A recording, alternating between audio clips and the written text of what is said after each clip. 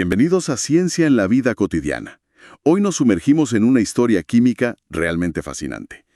¿Cómo se pasó de diseñar moléculas una por una a construir estas estructuras enormes, ordenadas porosas, los llamados marcos covalentes orgánicos o COFs? Exacto. Y para entenderlo, vamos a bucear un poco en algunos textos académicos que narran esta evolución. Nuestra misión hoy, desentrañar esos pasos clave y también los desafíos, ¿no?, que hubo que superar para llegar a esto. Ok, vamos a analizarlo. Porque hoy quizá nos parece, casi obvio, ¿no? Esto de unir bloques orgánicos con enlaces fuertes como si fueran piezas de Lego moleculares para hacer materiales cristalinos. Pero claro, durante muchísimo tiempo lograr ese nivel de orden, esa porosidad, usando solo química orgánica, era como chocar contra una pared. Sí. ¿Por qué era tan complicado? O sea, ¿cómo se consiguió finalmente esa construcción tan precisa, pero a gran escala? Todo empieza, creo, con una idea fundamental, una que de verdad cambió las reglas del juego. El enlace covalente propuesto por Gilbert Jalen Lewis allá por 1916. Totalmente. Y hay que ponerse en contexto. La teoría dominante en esa época, la de Helmholtz, pensaba más en transferencia completa de electrones, o sea, en iones. Claro. Y Lewis llega y dice, oigan, ¿y si los átomos comparten electrones? Se los imaginaba casi como cubitos compartiendo vértices para estar estables. La famosa regla del octeto. Es que este cambio de perspectiva fue monumental. La teoría iónica funcionaba bien para las sales, pero dejaba sin explicar un montón de moléculas orgánicas o compuestos como el yodo, I2. Ajá. El yodo no forma iones así nomás. La idea de I+ y I- como que no cuadraba. Pero pensar en dos átomos de yodo compartiendo un par de electrones, eso encajaba perfecto. Entiendo. Y resolvió otros misterios, como el del ion amonio, NH4+. Ahí el nitrógeno parece tener 4 enlaces. ¿Cómo podía ser? Lewis mostró cómo podía compartir su par de electrones libres con un protón, y ¡pum!, ahí estaba el cuarto enlace covalente. Estable. Y no se quedó ahí, ¿verdad? Luego vino lo de las estructuras de puntos. Exacto. Las estructuras de Lewis que nos permiten hasta hoy visualizar esos electrones compartidos. Un caso genial es el oxígeno, O2. A ver. Se sabía que reaccionaba de formas raras, formando peróxidos a baja temperatura, por ejemplo. Eso no encajaba bien con un simple doble enlace O igual a O. Pero la estructura de puntos de Lewis mostraba que el O2 podía tener electrones desapareados, existir como un dirradical. Y eso sí explicaba su reactividad.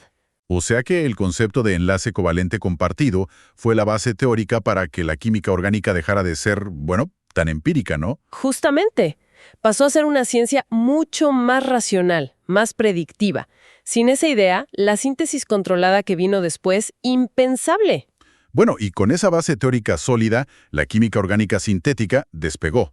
Ahí entra Hermann Staudinger, por ejemplo, con los polímeros. Sí, antes se pensaba que los polímeros eran como aglomerados, pegotes de moléculas pequeñas. Staudinger dijo, no, son moléculas gigantescas, macromoléculas, unidas por enlaces covalentes. Y eso abrió todo un campo, el de los materiales poliméricos de alto rendimiento que usamos hoy para todo. Y en paralelo, fue floreciendo el arte de la síntesis total, o sea, construir moléculas naturales complejas partiendo de cero. Y que empezó casi por accidente, ¿no? Con la urea de Bühler en 1828. Sí, ese fue el golpe al vitalismo. Demostró que no hacía falta una fuerza vital para hacer química orgánica. Pero después se convirtió en una verdadera demostración de destreza sintética.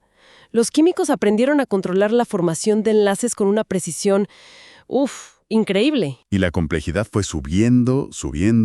Pasamos de moléculas relativamente simples a verdaderas catedrales moleculares. Totalmente. Piensa en hitos como la estricnina que sintetizó Woodward. ¡Wow! O la síntesis de la vitamina B12, que fue un proyecto monumental, una colaboración entre Woodward y Schenmoser. Eso demostró una capacidad de planificación, de retrosíntesis impresionante. Y más recientemente, el Taxol, ¿no? Un anticancerígeno clave. Exacto. Todo esto mostraba que la química orgánica había madurado muchísimo. Podíamos diseñar rutas de síntesis con decenas de pasos para construir casi cualquier molécula discreta que se nos ocurriera. Habíamos dominado entonces la dimensión 0, moléculas, y la dimensión 1, polímeros. Pero, como dijo Roald Hoffmann, premio Nobel, por allá por los 90s, si mirabas a las 2 o 3 dimensiones, eso era un páramo sintético. Un páramo sintético. Me gusta esa imagen. Sí, porque el gran desafío seguía siendo cómo tomar esos bloques orgánicos y unirlos con enlaces covalentes fuertes para formar redes extendidas, pero que fueran ordenadas, cristalinas y además robustas. Y el obstáculo principal seguía siendo la irreversibilidad de esos enlaces covalentes. Ese era el kit de la cuestión. Si cometías un error al construir la red, ese error quedaba ahí para siempre. Imposible obtener un cristal perfecto así. Era el problema de la cristalización para los sistemas covalentes extendidos. Entonces, había que buscar otras estrategias. Y ahí es donde entra en juego la química supramolecular, ¿verdad? Hacia los años 60. Exacto. La idea fue, bueno, si los enlaces covalentes son tan tercos, ¿por qué no usamos interacciones más débiles, no covalentes, como puentes de hidrógeno, fuerzas de Van der Waals? Interacciones más sutiles. Sí, más débiles, pero también más dinámicas, más reversibles, para guiar el ensamblaje de las moléculas. Y aquí hubo un descubrimiento clave, también me dio por casualidad, ¿no? Los éteres corona. Sí, Charles Peterson en 1967. Estaba intentando hacer otra cosa y le salió un anillo molecular. Y se dio cuenta de que ese anillo atrapaba iones de potasio de forma muy selectiva. Como una cerradura molecular para el potasio. Justo. Y vio que el tamaño del anillo era crucial.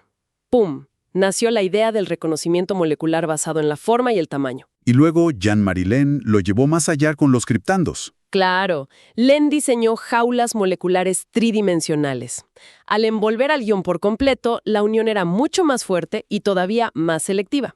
Ese trabajo sobre cómo las moléculas se reconocen e interactúan les valió el Nobel a Pedersen, Lehn y Cram. Fascinante. Y esto impulsó mucho la idea del autoensamblaje.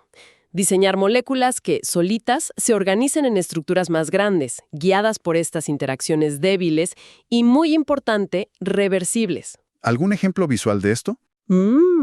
Las silicatas circulares de Lehn son muy bonitas. Usaba un ligando orgánico y cloruro de hierro, y se formaba espontáneamente un anillo de 5 unidades. Ajá. Pero lo genial es que si en vez de cloruro usaba sulfato de hierro, el ion sulfato, que es más grande, actuaba como molde o plantilla, y se formaba un anillo de 6 unidades. Increíble. El sistema se adapta. Exacto. Eso demostraba el poder del control termodinámico. Como las uniones, en este caso metal ligando, eran reversibles, el sistema podía probar diferentes ensamblajes y quedarse con el más estable, el que mejor acomodaba la plantilla. Y de ahí surgió la ingeniería de cristales, intentar diseñar sólidos ordenados usando estas interacciones débiles. Sí, se avanzó mucho en predecir cómo se iban a empaquetar las moléculas. Pero había un pero importante. La debilidad de esas interacciones, me imagino. Justamente, eran su fortaleza y su debilidad. Hacía que las estructuras fueran a menudo frágiles, sensibles al disolvente, por ejemplo. Si intentabas quitar las moléculas huésped que estaban dentro de los poros, a veces toda la estructura se desarmaba o colapsaba. O sea, eran elegantes, pero no necesariamente los materiales súper robustos y permanentemente porosos que se buscaban para ciertas aplicaciones. Claro, habíamos aprendido a organizar moléculas, pero todavía no a construir redes orgánicas que fueran realmente sólidas, estables y porosas de forma permanente. La naturaleza es sabia, ¿no? Usa enlaces covalentes fuertes para la estructura primaria, la secuencia del ADN, la cadena de aminoácidos de una proteína. ¿Sí? Y luego usa un montón de interacciones débiles para el plegamiento tridimensional que le da la función. Entonces, ¿por qué no podíamos hacer lo mismo en el laboratorio para crear redes sintéticas extendidas? El problema seguía siendo la irreversibilidad de la mayoría de los enlaces covalentes fuertes. Cuando intentas construir algo grande y ordenado con ellos, como una red cristalina, cualquier error que cometas en la conexión se queda ahí, se fija. Es como construir una pared con un cemento que se seca al instante. Si pones un ladrillo torcido, Exacto. ya no lo puedes mover. Imposible corregir. Necesitábamos un mecanismo de corrección de errores a nivel molecular para poder aspirar a la perfección de un cristal covalente extendido. Y aquí viene el giro clave.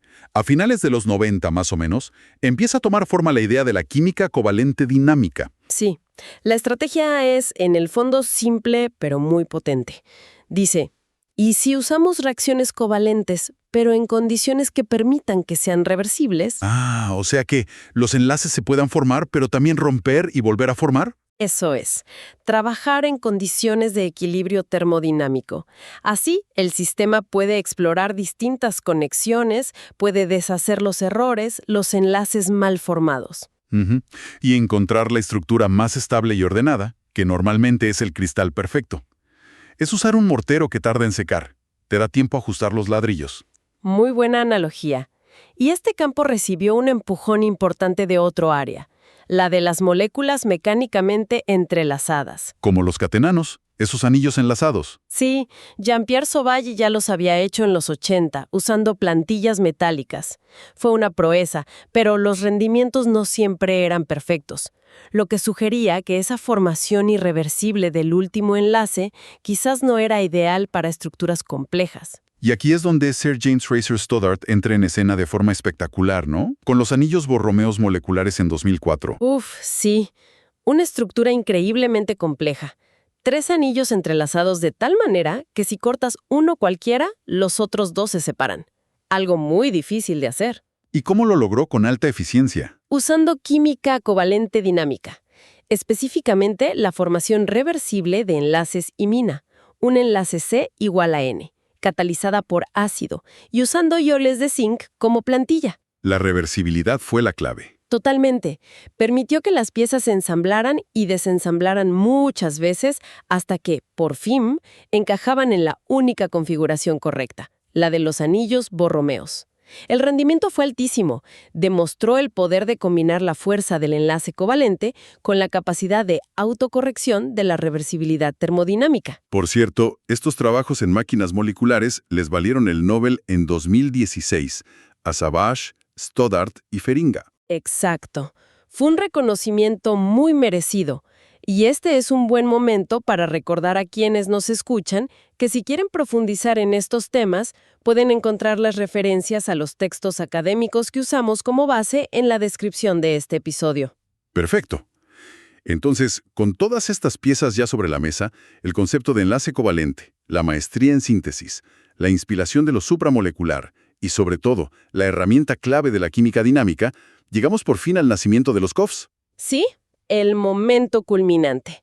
En 2005, el grupo de Omar Yayi publica ese artículo seminal en Science describiendo los primeros marcos covalentes orgánicos cristalinos, COF1 y COF5. El páramo sintético empezaba a dar sus frutos. ¿Y qué frutos? La clave fue precisamente usar químicas covalentes que ya se sabía que podían ser reversibles bajo ciertas condiciones. ¿Cuáles usaron? Para COF1, la autocondensación de un ácido borónico, ácido fenilendiborónico, BDBA, que forma anillos de boroxina, con enlaces BOB. Para COF5, combinaron ese mismo BDBA con otra molécula plana y triangular, HHTP, formando enlaces tipo éster de boratonato con enlaces BOC. Y el truco estaba en las condiciones.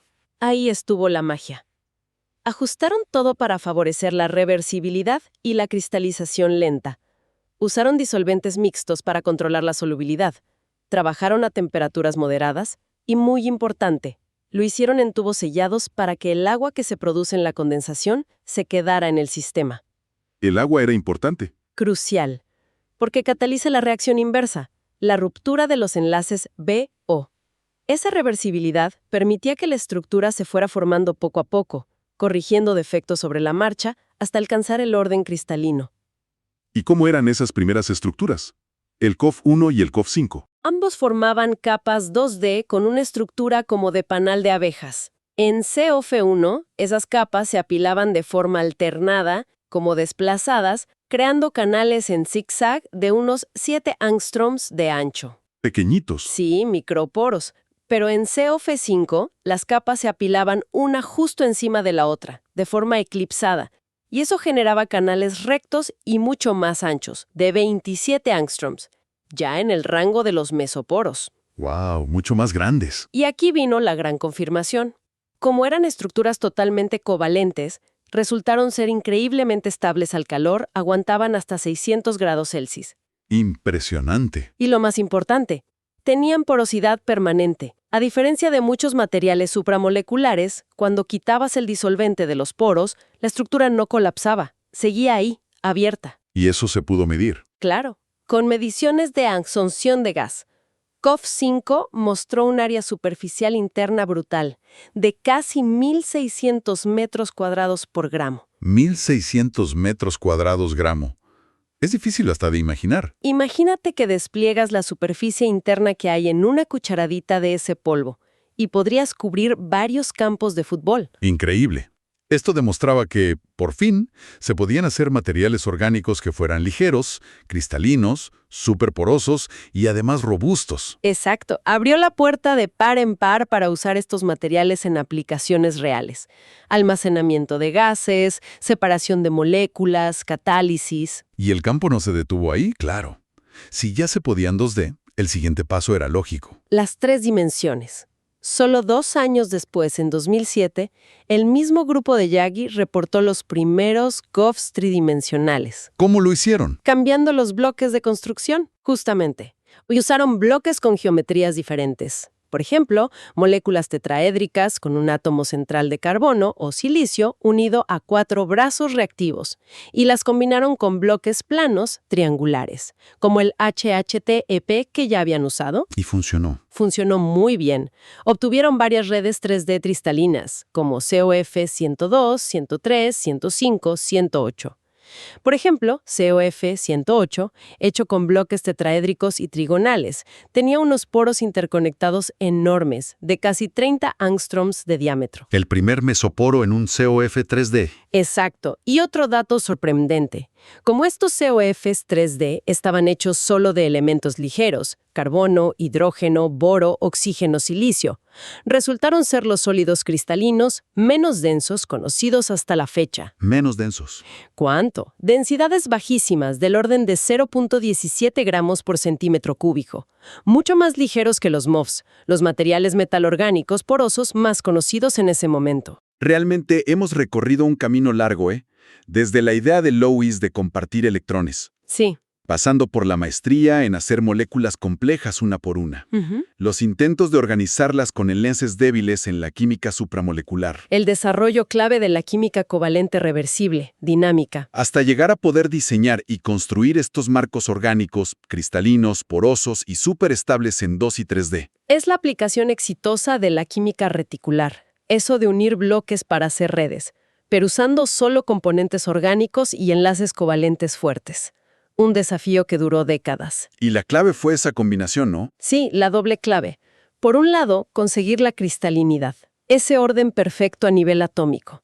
Y por otro, usar la química covalente dinámica para tener la reversibilidad necesaria que permite alcanzar ese orden, corrigiendo errores en el proceso. Y esa combinación es lo que les da esa robustez, esa estabilidad que los materiales supramoleculares no solían tener. Exacto. Permite que tengan porosidad permanente y abre un abanico enorme de posibilidades para diseñar materiales con funciones específicas. Y pensando a futuro, si ya hemos aprendido a extender la molécula orgánica a 2D y 3D de forma controlada con enlaces covalentes, superando ese desafío casi centenario, ¿qué es lo que sigue? Las posibilidades parecen enormes. Quizás diseñar COFs con bloques que ya lleven funciones más complejas incorporadas, o integrar diferentes tipos de enlaces dinámicos para crear materiales inteligentes que respondan a estímulos. O incluso imitar a la naturaleza de forma más sofisticada, creando arquitecturas jerárquicas, ¿no? Con poros de distintos tamaños organizados en diferentes escalas. Exacto. Acercarnos a la complejidad biológica, pero construida con la precisión de la química sintética. El horizonte es, sin duda, fascinante. Bueno, esperamos que esta exploración de la química detrás de los COFs les haya resultado tan interesante como a nosotros. Y antes de despedirnos, les animamos a suscribirse al canal Ciencia en la Vida Cotidiana si todavía no lo han hecho. Denle me gusta a este contenido si les aportó valor y no olviden activar las notificaciones para no perderse nuestras próximas exploraciones científicas. ¡Hasta la próxima!